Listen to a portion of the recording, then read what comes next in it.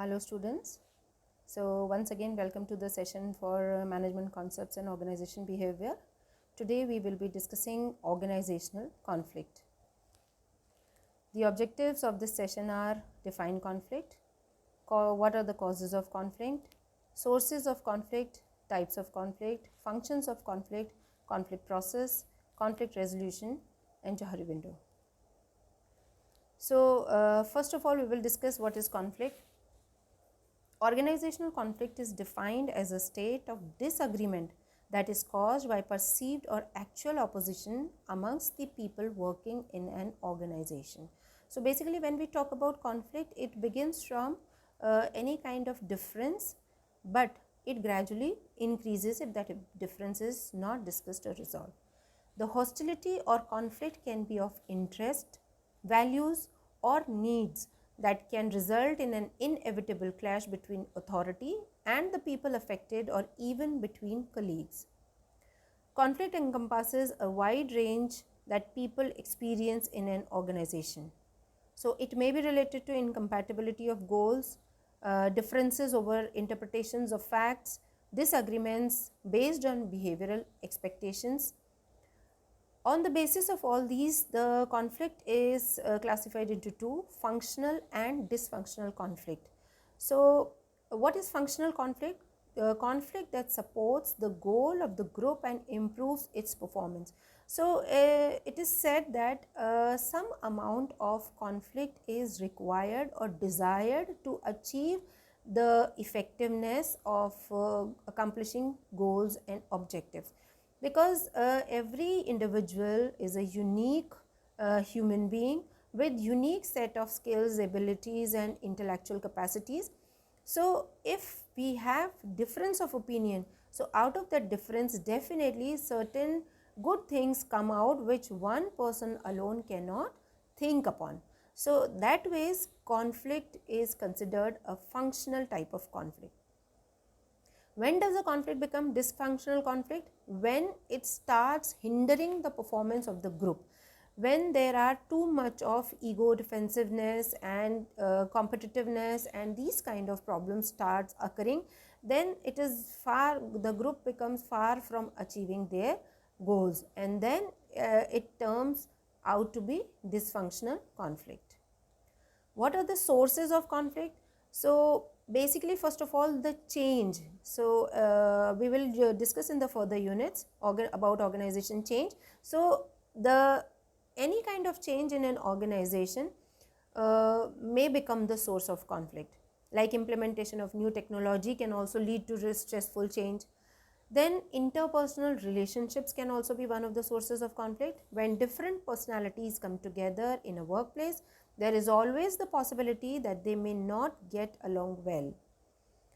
Supervisor versus employee. A supervisor who's seen as overbearing or unfair can rub an employee the wrong way, which makes the working relationships more difficult, and generally employees don't want to work under such supervisors. Then external changes. When the economic changes are there, kind of a recession or some new competitor arrives, and the market share of company are taken by that new competitor. So these kind of changes can create tension within the company, and that tension or stress within the company lead to conflict between employees and even between higher levels of management. Then poor communication is also one of the reasons of conflict, where companies or supervisors, they don't communicate effectively, generally end up creating conflict. Subpar performance, when a worker in a department is not pulling one's work properly, it can lead to conflict within the department, perhaps even escalating into a confrontational situation, because everybody have their share of work, and if one or two persons or two colleagues are not performing well, so ultimately it hampers the performance of entire department. So this becomes the cause of conflict. Harassment. Companies that don't have strong harassment policies in place are in effect encouraging the behavior which results in conflict. Then limited resources. Obviously when resources are limited, then which is basically related to cutting cost and equipments, access to company vehicle or spending limit on expense accounts. These all really start become like pulling and snatching amongst the departments or maybe with employees within the departments, which results into friction at workplace. Coming to the different types of conflict. So the first type of conflict is intrapersonal conflict. So have you ever noticed that within you as an individual, you go through a lot of conflicts? You have to make certain decisions and it is constantly going on within your mind that what to do, which way to go, which alternative to choose. So these are all intrapersonal conflicts. So this could be the conflict within oneself and related to three types again. Like you may have an excellent job offer and you are not willing to go. So in such a case, you are attracted to and repelled by the same object, which is known as approach avoidance conflict. Then similarly, you may be attracted to two equally appealing alternatives like seeing a movie or going for a picnic. Then you have to again choose one, and that is approach conflict. Then the third one, you may be repelled by two equally unpleasant alternatives like threat of being dismissed if you fail to report against a friendly colleague who is guilty of breaking the organization's rule. Then it is avoidance conflict. So basically when we talk of intrapersonal conflict, it is related to two aspects of an individual: role and goal. So when the individual is not clear of one's role in an organization, that leads to conflict. Means it is difficult to decide for you that what work to be accomplished, what you have to leave, and suddenly your boss says that why you have not done this, you were supposed to do that but you were not clear. Then there is goal, as we have discussed in approach avoidance and approach conflicts, that there are two goals and you have to choose any one of them. Then next is interpersonal conflict. So the first one was within the individual, now it is between two individuals. It is related to different factors, but most common of them are personal dislikes, personality differences, attitude, values, socio-culture factors, etc. So when there are only difference of opinion between individuals about task related matters, it can be construed as technical conflict rather than interpersonal conflict. Technical and interpersonal conflicts may influence each other due to role related pressures. Like the sales manager may put the blame for low sales volume on the production manager because the production manager was not able to meet his production schedule, and he may start disliking the production manager as an incompetent person. So the next third type of conflict is intra-group conflict. So intra-group conflicts arise frequently due to an individual's inability to conform to the group norms. For example, most groups have an idea of fair day's work and may pressurize an individual if one exceeds or falls short of group's productivity norms.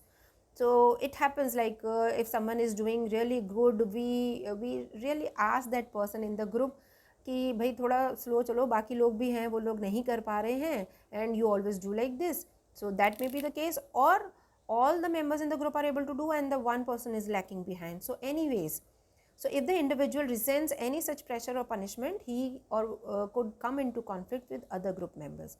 So usually it is very difficult for an individual to remain a group member and at the same time substantially deviate from group norm. So in most cases, either one conforms to the group norms or quits or may be rejected by the group itself. Then there is intergroup conflict. So intergroup conflict refers to the conflict between groups, departments or sections in an organization. The reasons for intergroup conflicts are interdependent task groups, task ambiguity, goal incompatibility, competition for limited resources, competitive reward system. So like if we discuss, the best example would be that chronic conflict in most of the organization usually happened between union versus management. So now there is too much of privatization, so unions generally don't exist to that extent, but in the times of nationalization, the unions were very dominant, and one functional area like production versus another functional area like maintenance, उन दोनों के बीच में होता है, या फिर there can be intergroup conflict between marketing people and accounting people. Like marketing people require funds for promotion and marketing research or any kind of that activity, and accounting people say that for your department the annual budget has been already sanctioned and you always keep on asking for more. So these kind of conflicts take place, and these conflicts are known as intergroup conflict. It may be related to task ambiguity also, like बहुत बार ऐसा होता है कि it is not made clear that which task is to be done by which group, and it may be the case that it is left by both the groups, and at the end we are looking at each other कि you had to do and you had to do. So these are all intergroup conflicts. Now if we discuss this process of conflict, then initially the conflict is latent, and latent conflict can be identified, or rather at times it is not even identified. So it occurs from potential opposition or incompatibility, and the conditions which flare it are like no communication, structural issues, and personal variable. So in stage 1 generally the conflict is at latent stage, but yes, it has initiated within, it has occurred within. At stage 2, cognition and personalization, when the things start becoming visible or the reflection starts happening, so the perceived conflict is there, whether it is interpersonal, whether it is intergroup, whether it is intragroup. So perceived conflict is like when the two parties or any one party starts feeling and starts like having that thought कि ये conflicting situation है. And felt conflict is when you start getting emotionally involved in that conflict, then it becomes the felt conflict. So in the stage 3, the intentions are there, and intentions related to conflict handling intentions, because by the second stage the conflict actually is visible. So now how are the individuals or the parties involved in conflict dealing with, what intent they are dealing with? So basically there are 5 major conflict handling intentions which we will discuss further in detail, and these are competing, collaborating, compromising, avoiding, and accommodating. Then stage 4 is behavior, where overt conflict is there, it is manifested in parties' behaviors, others' reactions. And in stage 5, the outcome of the entire process is there, whether it increases the group performance or whether it decreases the group performance. As we have discussed in the beginning itself, that either it is functional conflict or it may be dysfunctional conflict. So now we will be discussing the conflict handling intentions in detail, because these are the core of this conflict process. So intentions are basically the decisions to act in a given way, and these intentions are reached with 2 important dimensions. So one dimension is cooperativeness, which means attempt to satisfy the other person or party's concerns, and the other dimension is assertiveness, which means attempting to satisfy one's own concern. So on both x and y axis these 2 dimensions are there, and the probability of low and high on any of these dimensions lead to any of those 5 intentions. So intentions intervene among people's perceptions and emotions and overt behaviors. They are separated out as a distinct stage because you have to infer the other's intent to know how to respond to others' behavior. A lot of conflicts are escalated merely by one party attributing the wrong intentions to the other party.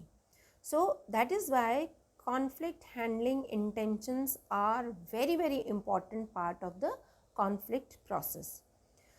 So if we discuss the intentions, like competing is a desire to satisfy one's interest regardless of the impact on other party to the conflict. So it is very much clear, like when you are high on assertiveness and low on cooperativeness, then the competing style occurs. It is assertive and uncooperative, such as when you strive to achieve your goal at the expense of the other party achieving this. So if we have to say or explain these intentions in the phrase win lose, then competing is win, I win, you lose, that kind of intention. Collaborating, rather we would have discussed it at the last, but yes, we will share it here only. When both the dimensions like cooperativeness and assertiveness are high as intention, like we will fulfill our own concern as well as we will be the best cooperating party. So that time the collaborating intention is manifested. So a situation in which the parties to a conflict each desire to satisfy fully the concern of all parties, assertive and cooperative, and this is termed as win-win solution that makes both the parties happy. So generally students ask like how is it possible, but yes, it is possible when we have that right intent of fully satisfying the concern of both parties. Believe me, the ways to do so will definitely emerge in front of you. Avoiding, so I personally consider this the basically it is the worst type of intention, because the desire to withdraw or suppress the conflict is always there. Neither you are assertive nor you are cooperative, so you are low on assertiveness and you are low as well on cooperativeness also, means you are avoiding that situation, you are trying to suppress that situation. But in life also you have seen what happens if you have an injury, and if you ignore that, avoid that, what happens? It will grow, it may turn into septic or gangrene, and God forbid to the extent that amputation has to be done. So this is the most dangerous intention. So this is known as lose-lose. Then the next is accommodating. So in accommodating, the assertiveness is low and cooperativeness is high. So the willingness of one party to place the opponent's interest above his or her own, and which is also known as unassertive and cooperative, which means I lose, you win. So sometimes we really become so generous that we feel that the other party must win. So that is accommodating. And compromising. So a situation in which each party to a conflict is willing to give up something mid-range on both assertiveness and cooperativeness, where the pie is sliced down the middle. So this is also known as win some, lose some. थोड़ा तुम आगे बढ़ो, थोड़ा हम पीछे हटते हैं. So that is, so basically these 5 intentions are the core, that whether the after this conflicting process you will be achieving desired performance, or you will be declining or having the totally negative performance. So this is the chart which is explaining these dimensions of conflict handling. We can see it very clearly, like uncooperativeness, cooperativeness, assertiveness, unassertiveness, and the dimensions placed accordingly. Conflict handling intentions, if we talk about, like when the compromise is done, when goals are important but not worth the effort of potential disruption of more assertive approaches. So basically what are the various situations when we should opt for any of these intentions? So this is what we are trying to discuss. When opponents with equal power are committed to mutually exclusive goals, to achieve temporary settlements to complex issues, to arrive at expedient solutions under time pressure, as a backup when collaboration or competition is unsuccessful. Then accommodation is exercised when you find you are wrong and to allow a better position to be heard. So I think accommodation is manifested when the parties are mature. At least one party is mature enough to accept that the opinion or the solution or the alternative of the other party is better than mine. So that time you leave your own concern and you cooperate to the other party. To learn and to show your reasonableness when issues are more important to others than to yourself, and to satisfy others and maintain cooperation. To build social credits for other issues. To minimize loss when outmatched and losing, when harmony and stability are especially important. To allow employees to develop by learning from mistakes. Then conflict handling intentions avoidance when an issue is trivial or more important issues are pressing, when you perceive no chance of satisfying your concern, when potential disruption outweighs the benefits of resolution. To let people cool down and regain perspective when gathering informal supersedes immediate decision, when others can resolve the conflict effectively, when issues seem tangential or symptomatic of other issues. When to exercise collaboration to find an integrated solution when both sets of concerns are too important to be compromised, when your objective is to learn, to merge insights from people with different perspectives, to gain commitment by incorporating concerns into a consensus, to work through feelings that have interfered with a relationship. And lastly, competition, when quick decisive action is vital in emergencies on most important issues, where unpopular actions need implementing in cost cutting, enforce unpopular rules and discipline on issues vital to organizations' welfare, when you know you are right against people who take advantage of non-competitive behavior. Conflict management techniques, like it can be done through problem solving, it can be done through superordinate goals, expansion of resources, avoidance if it can be, and if it is not going to harm, means it is not that significant conflict, smoothing process, compromise, authoritative command, but it is short lived, altering the human variable, that can also happen. Communication, I think, is the best management technique. Bringing in outsiders, because at times what happens, like we are too judgmental for the colleagues or the people within the organization, and when the third party involves or intervenes, then both the parties listen to that third party. Restructuring the organization, again that is organization level conflict, when then there is no other option. So what are the outcomes of functional conflict? It is increased group performance, improved quality of decision, stimulation of creativity and innovation, encouragement of interest and curiosity, provision of a medium for problem solving, creation of an environment for self-evaluation and change, reward dissent and punish conflict avoiders.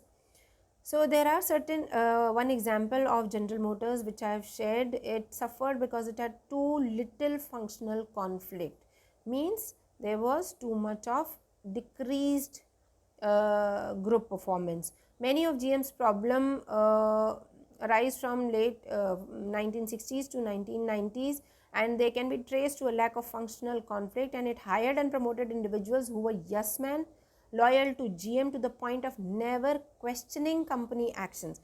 So it is like things are not right always. When the environment is so dynamic, then things are frequently changing.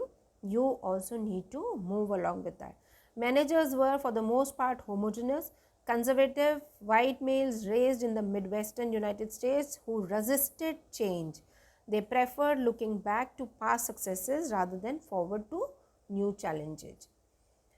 Then dysfunctional conflict outcomes are development of discontent, reduced group effectiveness, retarded communication, reduced group cohesiveness, infighting among group members overcomes group goals. So the more undesirable consequences are a retarding of communication, reductions in group cohesiveness, and subordination of group goals to the primacy of infighting among members. At the extreme, conflict can bring group functioning to a halt and potentially threaten the group's survival. So, here also one example is shared. One of New York's best known law firm, Shia and Gold, closed down slowly because the 80 partners couldn't get along. One legal consultant familiar with the organization said, this was a firm that had basic and principled differences among the partners that were basically irreconcilable.